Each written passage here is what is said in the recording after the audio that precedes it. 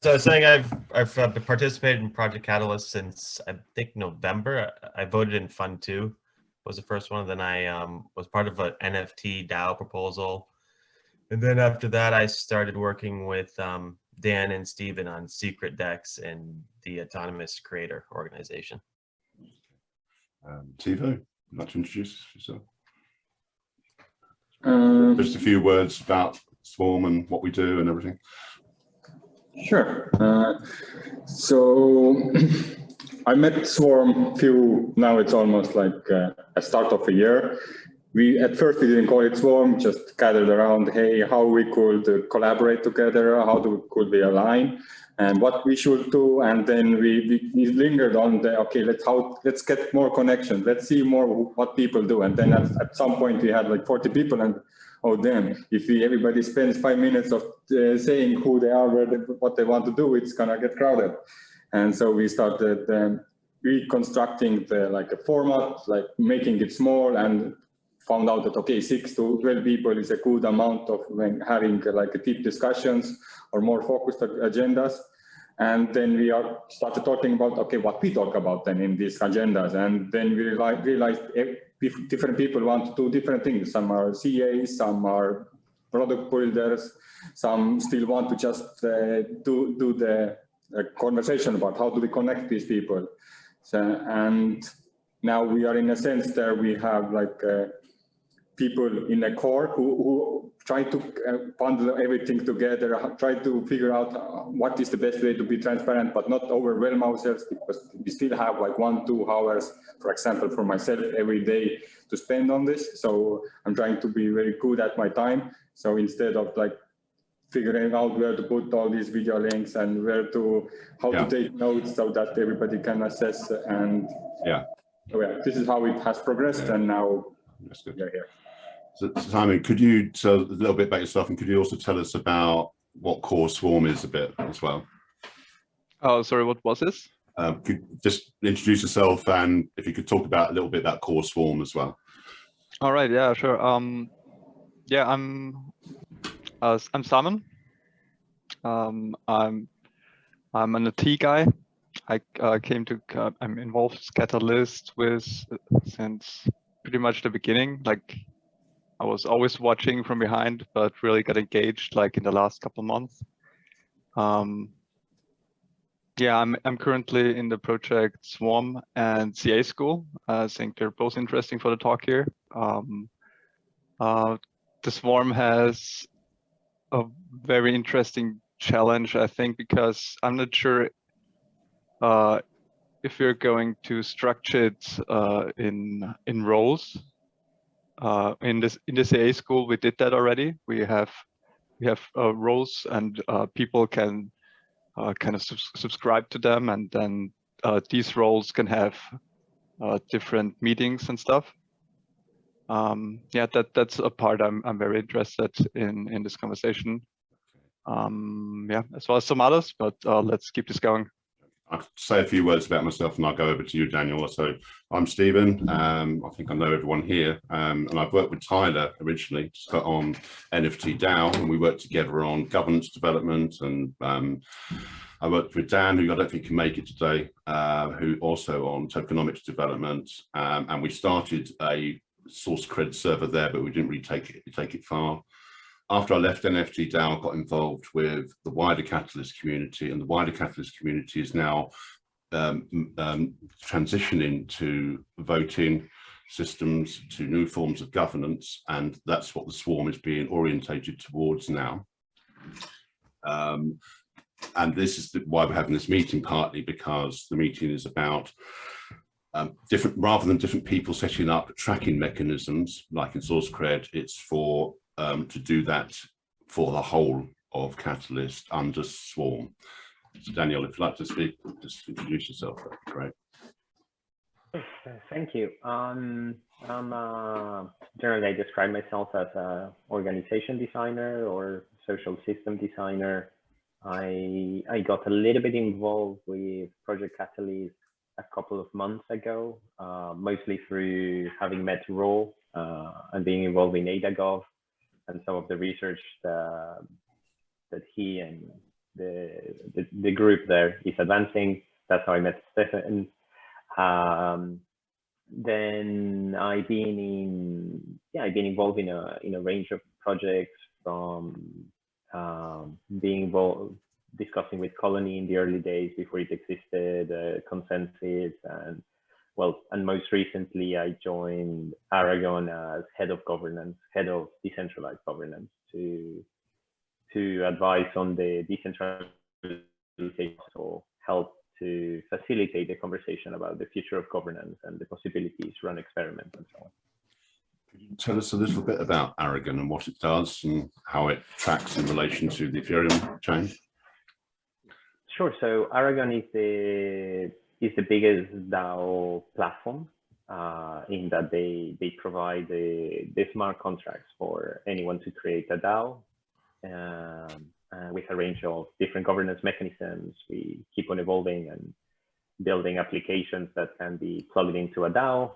Right now, we're in the process of creating a SourceCred integration. And I guess the innovation or the difference of just using SourceCred on its own is that we're connecting it, and this is in experimental phase. We're dog fooding it first, but that we connect it to the token minter. So actually we create this way to, let's say, to bootstrap projects.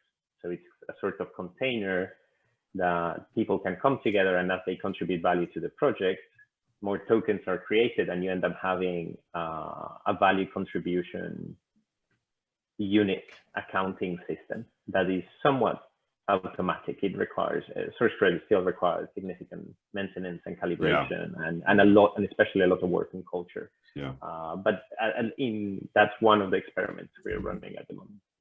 That's great.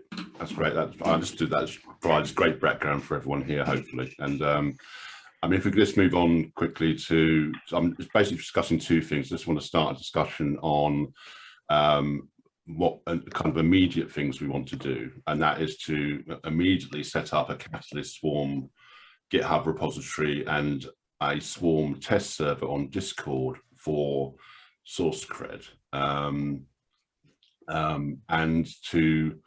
I spoke to Dan about this because Dan's not here. He's moving house. He's got a lot of commitments at the moment. Unfortunately, he's like in the middle of a house move. But I've sort of agreed a kind of a rough plan. But I think, Tyler, I'd like your input on this as well. You know, and basically what I discussed with Dan is that we would set up a test server under Swarm for GitHub and Discord, and then we would go live on Secret Dex and test in a real live environment and report back, and then roll out in Swarm live environments. And then the idea is, again, this is up to the group here and also up to Secret Dex, is Secret Dex to lead in collaboration with the Swarm community. So I don't know how you feel about that, Tyler. Is that a good idea or not, you think? I think it's a good idea because Secret Dex is a lot smaller than Swarm. So when we go, it seems like there's gonna be a lot less moving parts when you go live. And then if we can get it working properly on Secret Dex live, and then push it over to Swarm live after that, it makes sense to me. But I like it. Do you have any immediate thoughts on that, Daniel, about anything I might have tripped up there? Because no, I think as a general approach, it makes sense.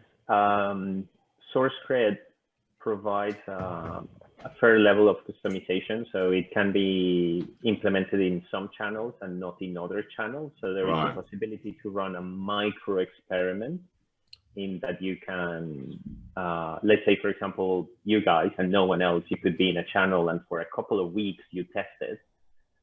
One of the approaches that we're using right now with a developer, like let's say a freelance developer and an external contributor to the core team that is setting it up for us, is that he accounts for his hours in a manual way, and then we compare that to the calibration in GitHub and Discourse and these data feeds, right, that SourceCred is taking, and then we can use that over a range of cycles to calibrate and to troubleshoot. Anyway, to figure out the system until it's stable enough that then we actually put it live, as in with financial rewards. But meanwhile, we're calculating the financial rewards on a more traditional manner, so to speak. And of course, the biggest cultural shift is from time accounting, like I'm hiring you for this number of hours, this number of days, to value creation, and value creation in a bottom-up way, not top-down, not like I define this project and how much it's worth, but rather in a decentralized manner. And of course, that's a culture shift. So it's good to have a bit these sandbox to experiment without making it too serious, and while having some guarantees for the people involved that, because the accounting can go terribly wrong. So. So that's an interesting, so what I hear from that is kind of a parallel, start with a parallel implementation, so that you have like a channel in a Discord server, which is set up to be tracked under SourceCred. And I think Tyler, SecretDex is quite well set up for that, because we're already running the contribution survey, which is like a timesheet system, really. So we can compare our manual timesheet system, if you like, with what we record in this channel. And that's a good way.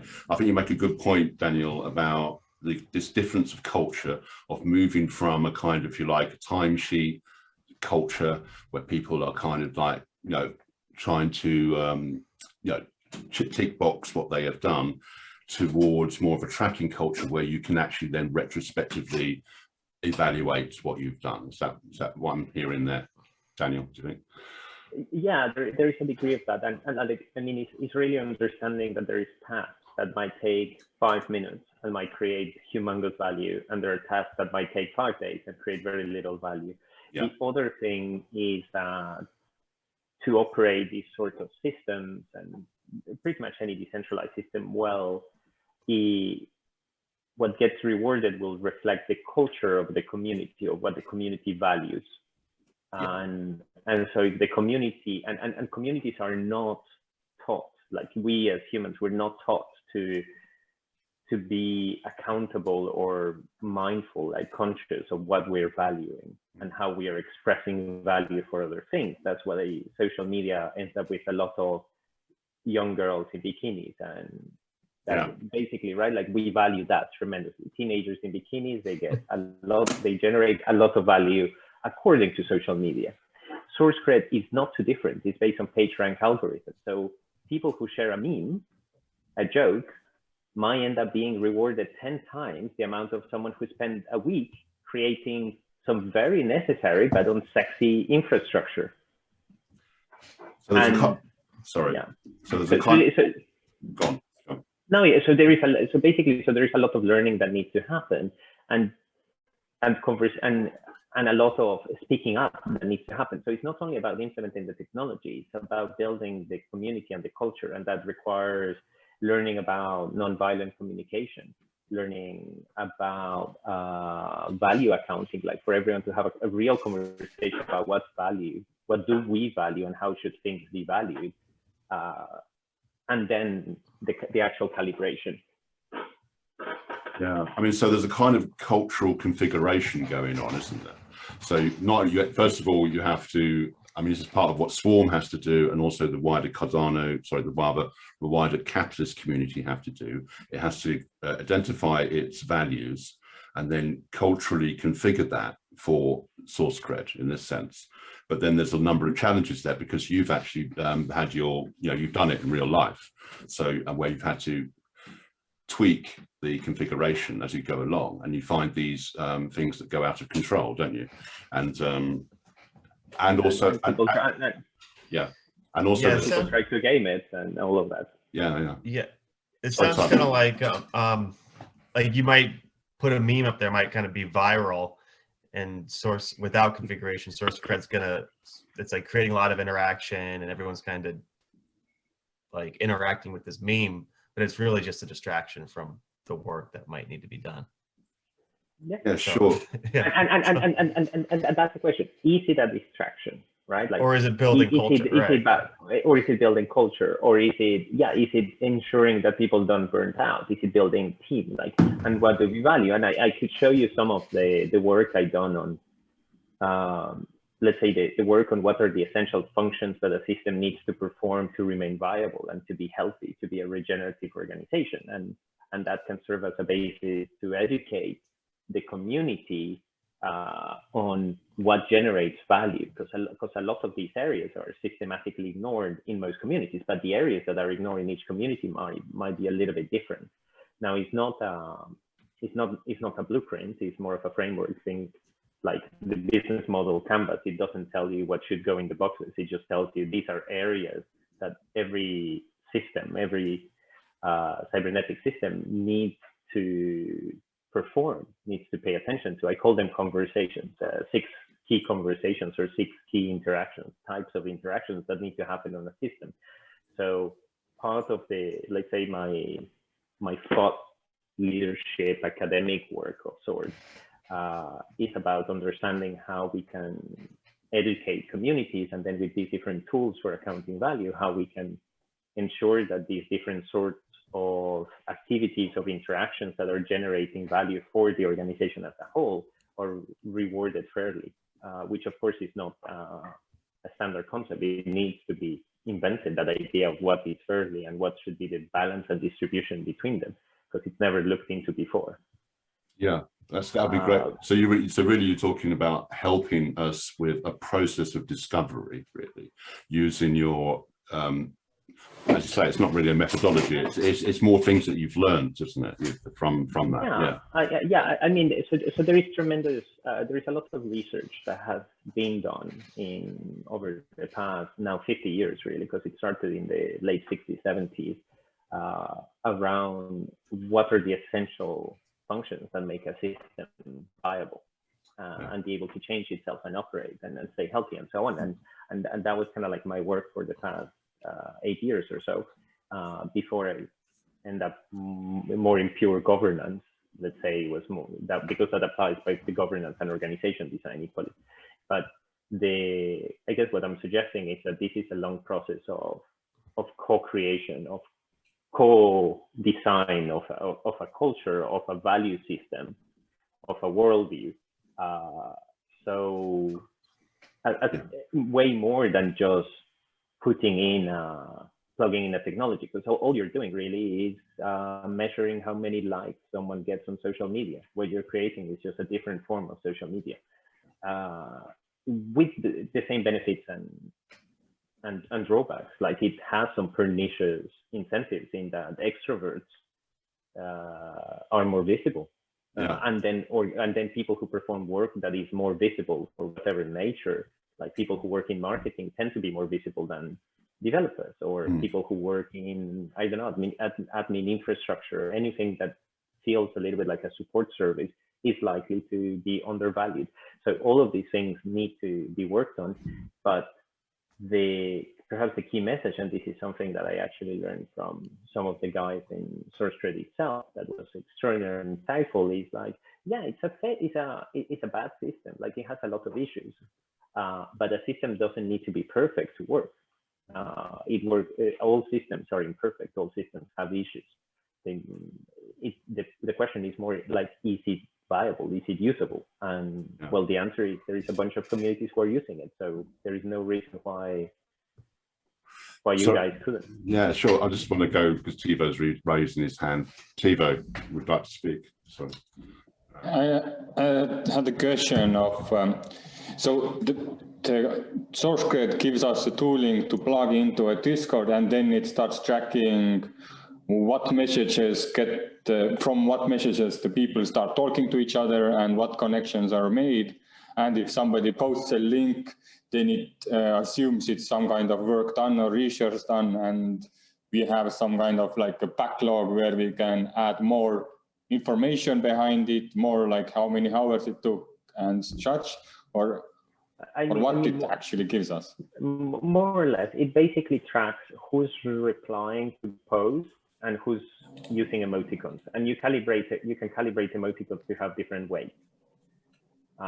So that's the basis of it, and it also works on Discourse and on GitHub. Yeah. And that's it. So again, it's a limited system. Different communities pair it with other systems to account for contributions. Let's say someone runs an event. That event is not going to appear in Discord. It's going to be run on Zoom or whatever. Yep. Or, you know, you're doing a swarm. How do the people who participate in the swarm get accounted for in SourceCred? Sorry, Daniel. Those integrations can be developed, but they don't exist per se. Yeah, I mean, Tevo, it's not. Sorry, Daniel. It is a tool for tracking at its basic level, and it can do that, and it can be configured to track in different way. Like, for example, it can track interactions between posts. But the key thing, and I think this is what I'm hearing from Daniel, is the configuration, the experience of using it in the real world for a few months. And for example, a good example of that might be, for example, tracking intangible contributions. And maybe Daniel would like to speak about that, intangible contributions, and how you've managed that. Emotional work, that kind of thing. Yeah, I mean, there are interesting examples like, for example, the disco community that have been doing. They call themselves a feminist DAO or a feminist cooperative or stuff like that. And it's kind of coming from that school of thought, generally, like a lot of feminist influences, cross-sectionality, and so on, where you start to find things like emotional labor and what's the value of emotional labor. In general, I mean, I'll share you guys a link to an article I have of the essential functions for the system and so on. This one, the emotional labor, for example, is one that I put under what I call support. That is roughly any interaction that supports the people at an individual level to be in a position where they can contribute to the group's endeavors in an intellectual, emotional, and physical way, whatever that creates well-being, coaching, a shoulder to cry on, someone to hear you bitch about a thing that is really upsetting, the person that can advise you on how to manage your personal finances, because otherwise that's going to cause you distress and you're not going to be focused at work. Any sort of those interactions, they add value to the group. Now it needs to be balanced with the more traditional value creation metrics. Now, of course, in the crypto world, where we're mostly a bunch of white males, relatively young as well, no one knows how to talk about their feelings. No one knows how to talk about the fact that they're mentally unwell. And so kind of like the value that is attributed to these different things also needs to be calibrated for the need of the group. And that can be collectively evaluated. How do you balance that with, for example, the conversation around identity, like who we are as a team, and creating a group identity and a cohesive set of values and culture, or a conversation about the future, and so on. And how do you value those? Anyway, I'll share you the framework, maybe. No, I don't want to get. It's great. It's really fascinating, but I don't want to get into too much detail. Stephen, yeah, sure. I think in Secret Deck's case, we would, I guess that how I would start, or how I think we would all start, is we'd look at our mindfulness policy, and then we'd start looking at how we can incentivize interactions in SourceCred to align with the mindfulness policy. Would be. No, I agree. I'm just conscious of the recording time, I suppose. That's right. I just want to I forgot about that. Before I just want to get onto a final point, and then we maybe can go back to a general conversation. So the last thing, I suppose, and this is for something to Swarm and Secret Decks to think about, is how, first of all, Daniel, I discussed with Dan about setting all that up. I mean, your input into that would be appreciated. We don't expect a lot of free support there. With just some, it'd be nice to have some input from there. But going forward, what we would like to begin a conversation with you about, and I mean between Secret Decks and I mean core Swarm as well, and we need to go away and talk about this, is a partnership, maybe a partnership with funding in Fund 6, or because you were talking about your roadmap with Aragon in relation to Ethereum, and maybe contributing your roadmap, incorporating the Cardano ecosystem into that, and then looking at just to begin a conversation about that. So could you make some comments on that, Daniel? Would be good. Sure, thank you. So as I was mentioning before, what Aragon essentially enables is for anyone to create a DAO. Right now, that is a DAO based on the Ethereum infrastructure. We are in the process of deploying in Polygon. We also have XI planned further on. And as soon as Cardano has a smart contract functionality, we could be deploying in Cardano as well, which means that then anyone with only having to pay gas fees could create their own DAO and make it operational within 10 minutes or so, deciding the parameters. So I think it can be a key enabler for the Cardano ecosystem to facilitate the creation of organizations and groups and so on that are operating within there, knowing as well that we are constantly doing work to refine the technology, to expand the functionalities, and with a very much a modular approach. So that, Yeah, so I suppose what I was thinking is that our practical work, we start with our practical work immediately, that where with Tyler and Dan, and in collaboration with people in the wider Catalyst community, we set up a SourceCred server, and then we get our feet wet, if you like, and maybe we can keep in contact with you, and you can give us advice as and when you can on that, but then that can transition potentially. It could mature to a kind of a more funded partnership, a more strategic partnership. I imagine there'll be other partners wanting to come into the roadmap as well on smart contracts with Cardano, but this is just an opportunity. It's just to do that, don't you think, Daniel? Yeah, and I need to clarify a little bit my role. I'm a contractor for Aragon, so I work with them 4 days a week, and the rest of the time I get involved in other projects. I'm perfectly fine with, the idea is not for Aragon to be the sole supplier of the smart contracts for Cardano. To begin with, Aragon is only focused on DAOs and the use cases of decentralized governance, not on DeFi applications, for example, or any right. other thing. Yeah. It's not a dev house. It's essentially a platform to create DAOs. Yeah. And to manage funds in a decentralized manner, and a set of governance tools that is being expanded, including soon quadratic voting, and anyway. Quadratic voting. Yeah, that's what Charles mentioned in one of his roadmaps recently. Quadratic voting. Yeah, thank you. I just needed to cover that point because the meeting's ending in 10 minutes of recording. So, but now if we can go. So, thank you, Daniel. I just needed to cover that. So now if we can go to a general conversation, Tevo. Yeah, for me, what I also see as a next step would be to set up that tooling and start using it, and then get first measures out. But and not only look at that ourselves, but then have a swarm session about, hey, we are doing this collaboration with SourceCred.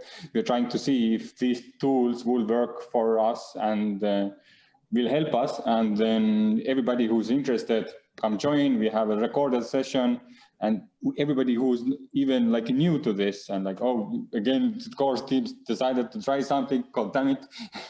And then, but at least that I would like to see that result of something, like you said, if you can track the emojis and we can track some kind of amount of chats being done by somebody, and we have something like that, because right now we don't even have that. So it's already a step ahead, and I would like to see what community members think about that if something like this is tracked. Yeah, sorry, Simon. I'm sorry, wasn't there a question in what Tevo said? Sorry, no, not really. I was more being rhetorical, what I would vision to the result be, or the next steps. All right. Yeah, I'm just curious. How do people I guess, did you roll it out to other projects yet? Daniel, I think Daniel, it's more than 2 or 3 projects, haven't you? You've done. Yeah. I participated in the SourceCred community. I participated in Common Stack, in OneHive.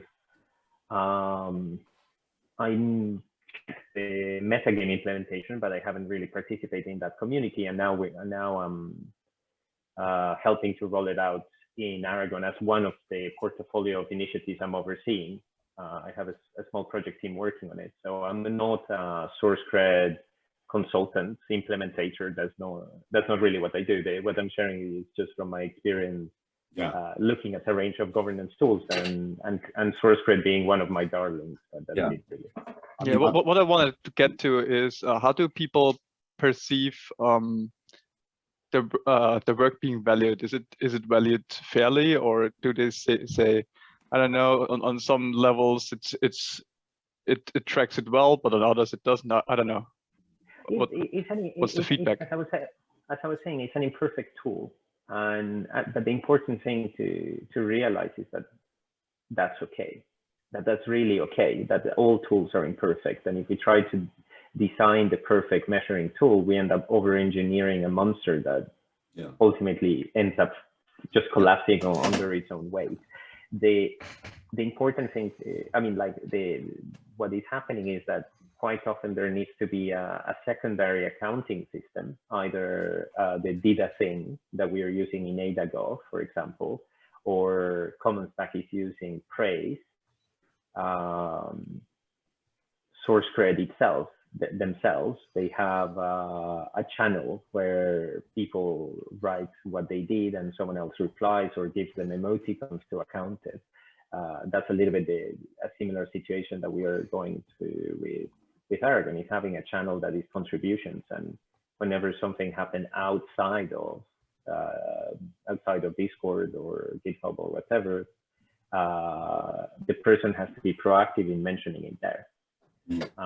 But equally, you can have a sort of like gratitude system where someone else mentioned it. That's a little bit like how the Common Stack does it. Is they have a command that is praise, and so that command gets rerouted automatically to a channel, and then that channel gets exported to an Excel spreadsheet, and then a small team goes every month through each of those contributions, reads them and weights them, and qualifies them, like, how much do I think this is worth?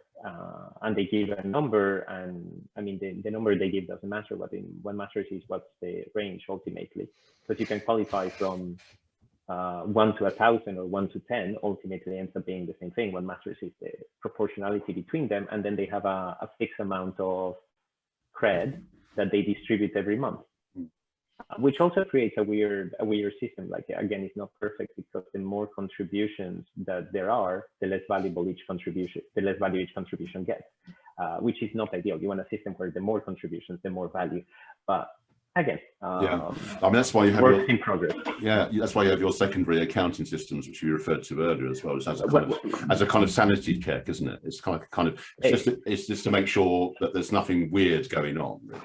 Especially at the beginning, but also like that's why we created Aracred, which we're trialing now, which is this bridge with a token minting function, so that is not a fixed amount of tokens that are distributed, because then the more people contribute, let's say one person contributes, they get 100% of the token available that cycle. But if 10 people contribute, then each of them only gets 10%. And you're like, well, that makes no sense. We have like 10 times the amount of contribution. Why would each person get a 10th? So you have this incentive to actually kick out basically everyone else who contributes is a competitor. But we were doing that. Oh, sorry.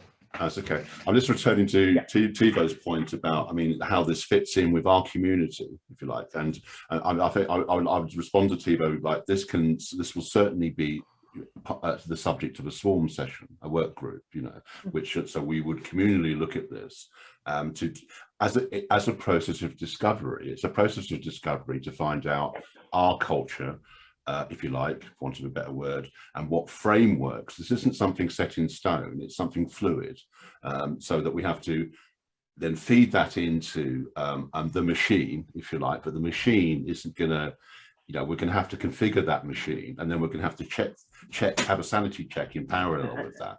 And the source credit itself is designed for that, in that when you change the parameters later on, that change the weighting retroactively. So if someone receives too many tokens one cycle, the next cycle, the amount of tokens they receive will be reduced to adjust for the surplus, the unfair surplus that they received before. So it's very much designed for that constant calibration, but people need to be very aware that they're in for this is an experiment, and they're at the edge. And I think in our communities that's roughly fine, but needs to be said explicitly. I love what you said about experiment, because it also enhances the catalyst experiment, because it makes the catalyst experiment that little bit more sophisticated, that bit more mature, because we're starting to begin to tokenize our culture, to begin to look at how we record that. So I think that could be a great step along the roadmap, if you like, towards the smart contracts and all that. I don't know, Tyler, what you think. Yeah, I'm interested in the like the inflationary tokens that align with the increase of work. I like that what you're doing with what you're working with Aragon, right? So like as work increases, you have you reward with additional tokens that are minted on demand rather than breaking it up. Definitely. I think that makes a lot of sense. And then the other thing I'm thinking about, it's really like an iterative process. Maybe like every 2 weeks, you're gonna have to evaluate and then reconfigure and just keep working on the system. But yeah, Tevo, do you have any other thoughts on? To me, it just seems we kind of have to do it. Not have to, but I feel like it's worth doing it, because not doing it is just we are prolonging inevitable in some sense, because we do want all the discussions we have had mostly come down to how to track merit, and this gives us one tool to see if that will be that. And it's already a built solution, so we don't have to start figuring out, okay, how do I get this connection? How do I get, like, the bridges are made, we just have to set up and start looking at it and figure out what it shows, because since we don't know what it might show, that's the interesting part, and that's another reason we should start.